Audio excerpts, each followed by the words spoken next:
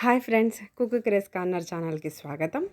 ఈరోజు వీడియోలో రెసిపీ వచ్చేసి హెల్దీ అండ్ టేస్టీ పొట్లకాయ కర్రీ. ఈ టేస్టీ పొట్లకాయ కర్రీని ఏ విధంగా ప్రిపేర్ చేయాలో మీతో షేర్ చేసుకుంటాను.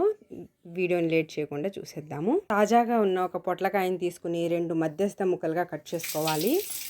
ఇలా చీల్చుకున్న పొట్లకాయలోంచి గింజలు గట్టిగా ఉన్నవన్నీ తీసేసుకోవాలి బయటికి. ఆ తర్వాత వీటిని చిన్న చిన్న ముక్కలుగా తరిగి పెట్టుకోవాలి.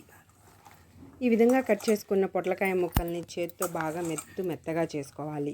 ఇందులోకి నీళ్లు పోసుకుని 1-2 సార్లు బాగా కడిగిన తర్వాత ఆ నీళ్లు పారేసేయాలి. ఇలా చేసుకోవడం వలన పొట్లకాయలోని పచ్చివాసన అంతా పోతుంది. ఇంకా కూర అనేది చాలా రుచిగా ఉంటుంది.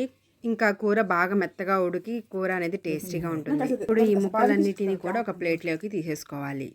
ఈ పొట్లకాయల్లో విటమిన్లు, యాంటీ ఆక్సిడెంట్స్ అధికంగా ఉండటం వల్ల చర్మము, జుట్టు చాలా ఆరోగ్యంగా ఉంటాయి.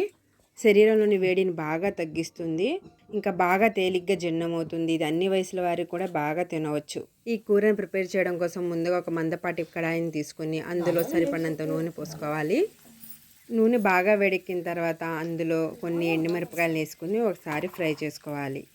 కొద్దిగా ఆవాలు, 1 స్పూన్ మినపప్పు, అలాగే కొన్ని ఫ్రెష్గా ఉన్న కరివేపాకు ఆకులు వేసుకుని వీటన్నిటిని ఒక 2 నిమిషాల పాటు బాగా ఫ్రై చేసుకోవాలి. ఈ పొట్లకాయలో పొటాషియం ఎక్కువగా ఉండటం వలన రక్తపోటు అనేది రాకుండా నియంత్రించుకోవచ్చు. అలాగే బీపీ, బ్లడ్ షుగర్ని కూడా బాగా కంట్రోల్లో ఉంచుతుంది.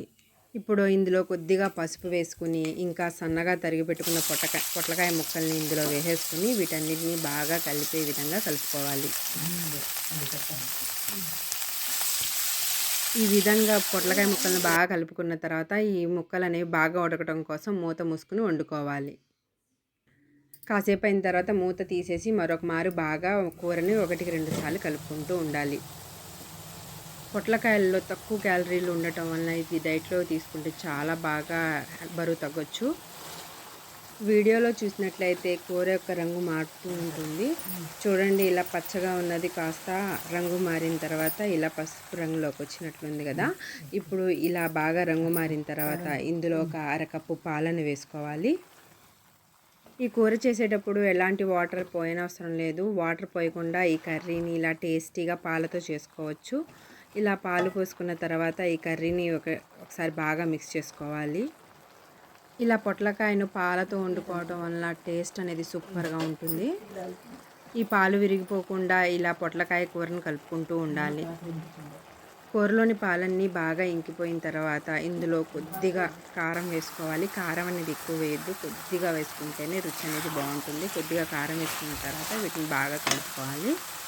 ఇలా కారం తక్కువ వేసుకుని వండడం వలన పొట్లకాయలోని ఫ్లేవర్ అనేది టేస్ట్గా ఉంటుంది.